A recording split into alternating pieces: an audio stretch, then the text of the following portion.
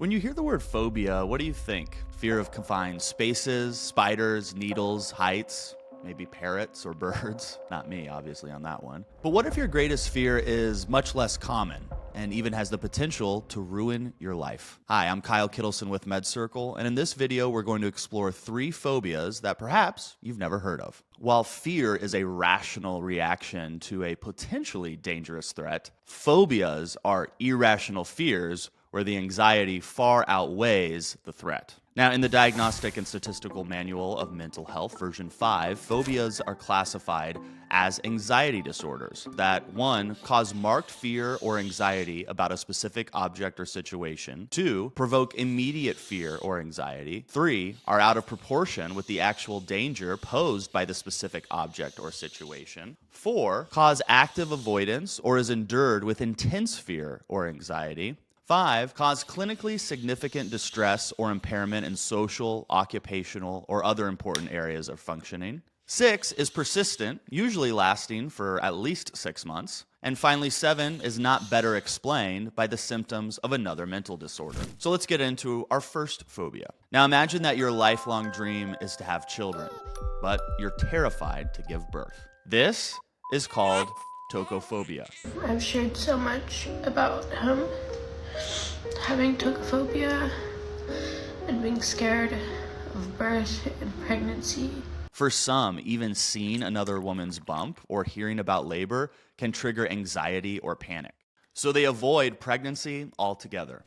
I have friends who are pregnant right now, and I'm so genuinely happy for them. When they send me pictures of the baby bumps, I freak out. It makes it like my ears feel like they're frizzing and buzzing when I see pictures or I'm around pregnant women. In a 2017 systematic review and meta-analysis, and by the way, a meta-analysis just means they reviewed a bunch of studies, combined the data, and then drew a conclusion. So anyway, in 2017, this meta-analysis of more than 850,000 pregnant women from 18 countries estimated that tocophobia occurs in 14% of women worldwide. Some women develop this dread after a previous traumatic delivery or miscarriage as a symptom of prenatal depression, or they've just feared this since they were young. Now, one of the most interesting treatment options that I found for tocophobia is one that I had never heard of. It's called haptotherapy. Now, haptotherapy focuses on the identified anxiety issue and helps women to become more familiar with the perceived and experienced physical sensations that occur during childbirth so that they can know what to do if and when they experience them. While tocophobia only impacts those with current or potential pregnancies, this next phobia could impact just about any of us, and it's also much more difficult to diagnose. Who isn't a little spooked by ghost stories, including those among us who go to haunted houses or hotels for fun? You probably have a friend like that, yeah? Well, that could never be me. But for people living with phasmophobia, their fear of ghosts and the supernatural haunt them every night. Just listen to this story I found on Reddit. I'm an 18-year-old coward who is afraid to even go pee at midnight. I don't study late at night because of this. I'm afraid to look at the mirror. I'm afraid that someone might be outside my bathroom. Someone might be peeking through the window. Someone might be sitting on the sofa in the dark looking at me. I am such a coward that I can't sleep alone. I always get goosebumps and get scared when there's a little sound at night. What should I do, and how do I get rid of this fear? And another one, I've been struggling for a long time at night to go to bed in peace. I now have sleeping problems at night, and I need a flashlight in my room turned on and someone on the phone with me to feel safe. My family this year went on a trip to Colorado, and I was going to be alone for a week and a half. I was frightened of the thought of sleeping alone in my room. So I decided to sleep on the couch with the TV on and my dog beside me at all times. I have trouble sleeping all the time because I'm scared I'll see paranormal activity. I try and keep my Bible close to me and rebuke any of this energy, but it won't go away. I'm 20 and a girl, and I know this seems hilarious to some, but for me, it isn't. Can someone tell me what is wrong with me? People with phasmophobia experience intense anxiety when sleeping alone at night or in situations associated with the supernatural and insomnia from lack of sleep. They experience disturbing and vivid visions of ghosts, of haunted places. They have a profound sensation or belief in the presence of a supernatural entity, and they actively avoid situations or places associated with ghosts or supernatural occurrences. But here's the thing with phasmophobia.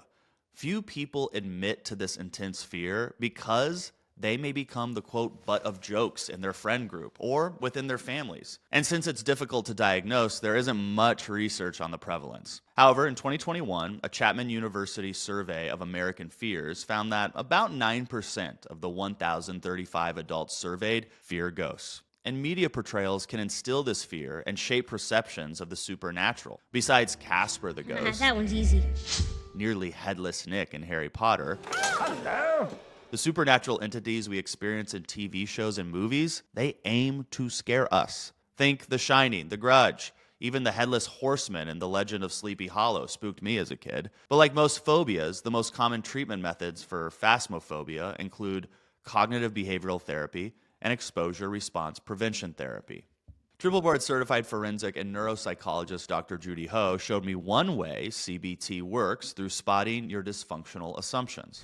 Dysfunctional assumptions are interesting. They are rules for the world that are developed based on your core beliefs.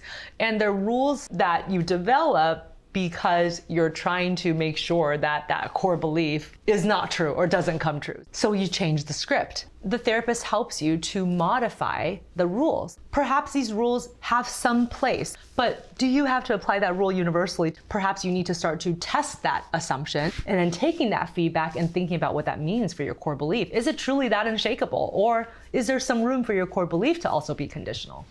OCD expert and clinical psychologist Dr. Jenny Yip told me what exposure response prevention therapy looks like and feels like for anyone living with a phobia. Take a look. Well, when we do exposures, we want you to be the short distance runner. We want you to be the sprinter. And if you do that, your body can deliver a good 60 to 90 minutes of energy before you run out of energy. We measure everything if you're doing exposure and response prevention therapy. This is intensity. We use a scale of 0 to 10. This is time. So we have 90 minutes, 180 minutes, and 270 minutes. So you can have a fear, okay?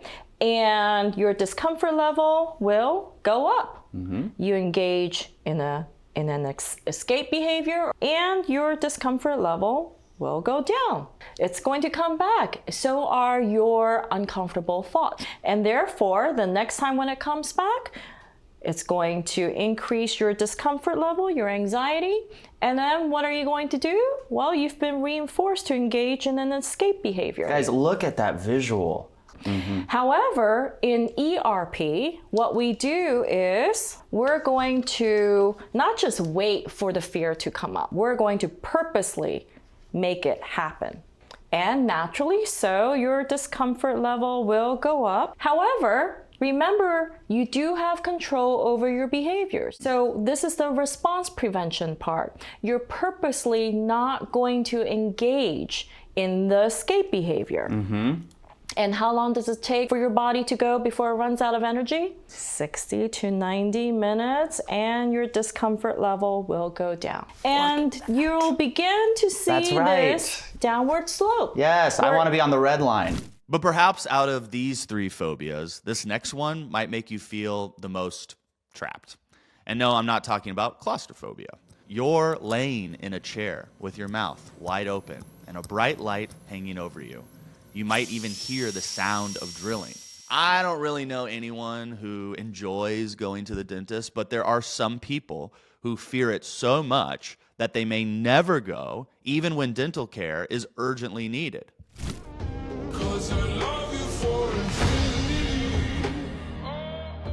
Tomorrow is the day that I have been dreading for a long time, and let me tell you why. Tomorrow, I'm calling the dentist to make an appointment for the first time in years. I have such a bad fear of the dentist, which is why I haven't gone in so long. But this has gone on long enough, and after my health scare last year, I know how important it is to get your teeth checked out. So tomorrow, I'm making that first step, and I'm gonna call to book an appointment. In 2021, a systematic review and meta-analysis was published in the Journal of Dentistry. Roughly 72,500 people were studied in this sample, and it estimated that the global prevalence of severe, this is severe, dental fear and anxiety, or DFA, is 3.3%. Trauma history can be highly relevant in dentophobia.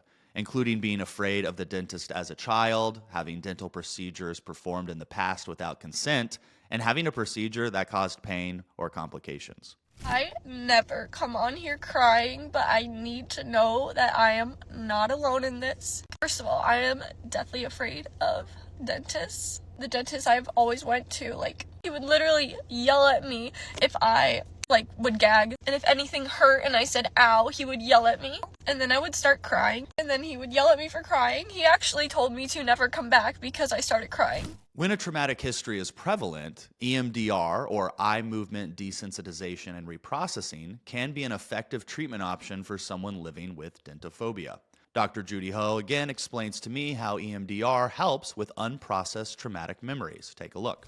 So EMDR works by trying to focus on 3 different components. And the first component is the past memories, where the trauma first occurred. The second piece is dealing with the present distress that unprocessed trauma is causing. And the last piece is developing more positive coping strategies and beliefs for the future. The treatment is a treatment that is generally short-lived, meaning that it's not supposed to go on forever and ever. For most people, they see benefits from as little from 3 sessions to maybe 20. But I think the average course of EMDR is somewhere between 12 to 16. It is thought that this learning process, positive coping strategies and positive beliefs about the self, is enhanced by bilateral stimulation. There's something about this dual attention task where you're focusing on either a visual, an auditory, or a tactile stimuli that is bilateral. So it could be sounds coming into earphones bilaterally, it can be tapping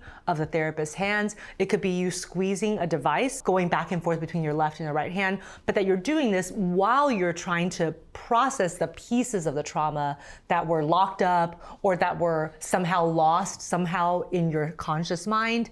And that is supposed to enhance your processing of this trauma and then move on to that whole positive coping strategies phase.